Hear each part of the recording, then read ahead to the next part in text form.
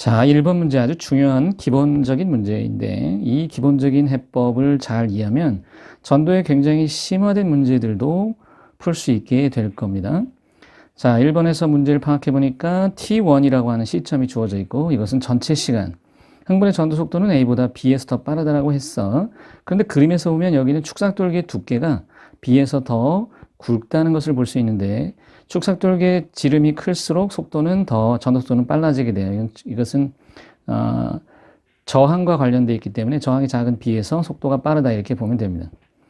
그러면 이 문제를 푸는 가장 기본적 해법이 뭐냐 할 때 바로 이거죠. 총 시간이 이 문제에서는 T1으로 주어져 있는데 T1은 총 시간은 전도 시간, 자극을 준 지점으로부터 각 지점까지 전도돼 간 시간에다가 나머지 시간이 막전이가 바뀌는 시간으로 활용이 될 것이다 라고 하는 이 기본적인 대전제로 문제를 풀어야 하는데 총 시간은 그냥 T1이라고만 했고 전도 시간과 막전의 시간의 상대값으로만 문제를 푸는 거야. 속도가 B가 빠르다는 것을 전제로.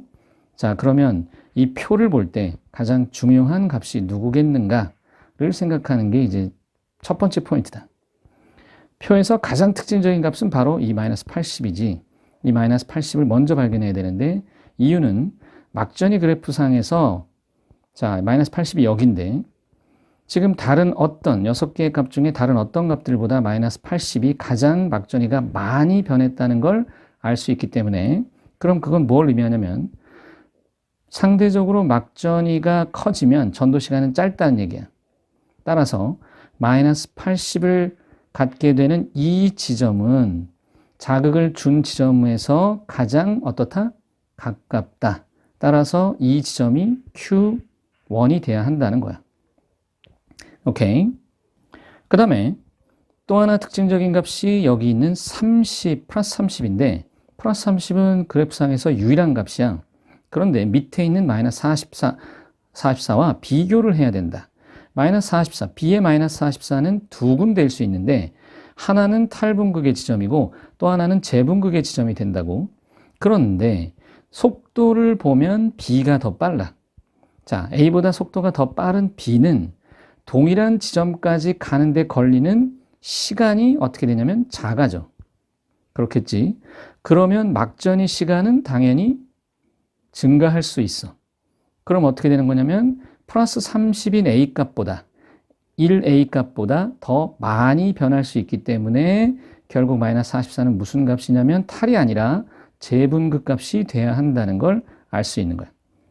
바로 그걸 찾고 그러면 이제 나머지 자, 이 3지점은 어떻게 비교를 하냐면 3지점에는 여기 플러스 2와 마이너스 60이 있어.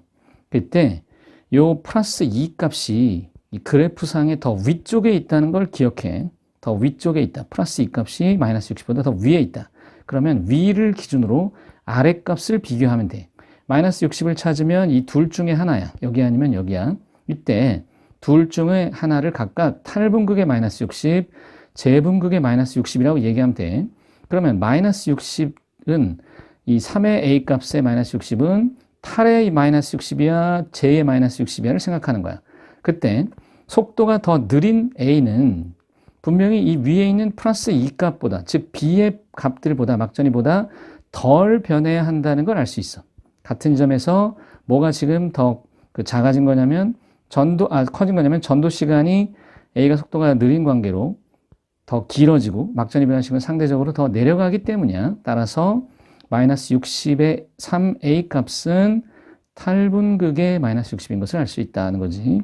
그렇게 찾으면 그럼 이제 상대적인 비교를 할 수 있는데 여기 있는 바로 이 첫 번째 A 값을 놓고 보면은 플러스 30과 마이너스 60만 비교하면 돼.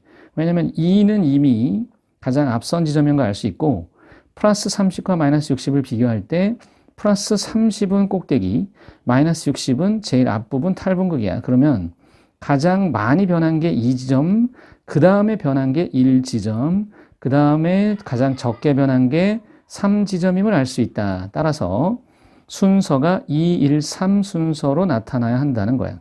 그러면 그것은 마찬가지로 B에서도 똑같이 성립이 될 텐데 마이너스 80 가장 많이 변했고 그 다음에 마이너스 44가 그 다음에 변한 거고, 많이 변한 거고, 플러스 2가 가장 적게 변한 건데, 여기서 우리는 알 수 있는 게 Q3의 플러스 2 값은 탈분극인지 또는 재분극인지를 파악할 수가 없어요.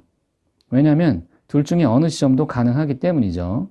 그거는 알 수가 없는 겁니다. 자, 그러면 문제 각 지점의 막전이 구하는 건 이제 했고, 그 다음 T1에서 A의 Q3 지점, A의 Q3 지점은 바로 3지역에 Q3의 3지역에서 플러스 마이너스 60은 탈분극이 일어난다고 했으니까 2번 니은은 틀린 거고, 그 다음에 T1의 B의 Q2 지점, T1의 B의 Q2 지점이면 1의 값 마이너스 44인데 이때는 재분극이 나타나고 재분극 상태에서 나트륨이 세포 밖으로 확산되냐고 물었을 때, 자, 이건 그냥 이것만 문장만 봐도 답이 나와야 돼.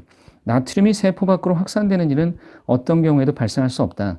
나트륨이라고 하는 것은 세포 바깥에 항상 많은데, 그래서 나트륨이 세포 안쪽으로 들어올 수는 있어. 하지만 이러한 확산 방향이 어떤 경우에도 바뀌지 않는다. 즉 밖으로 확산되는 일은 발생하지 않는다는 거지. 그래서 답이 X가 됩니다. 이 문제를 잘 기억하시기 바랍니다.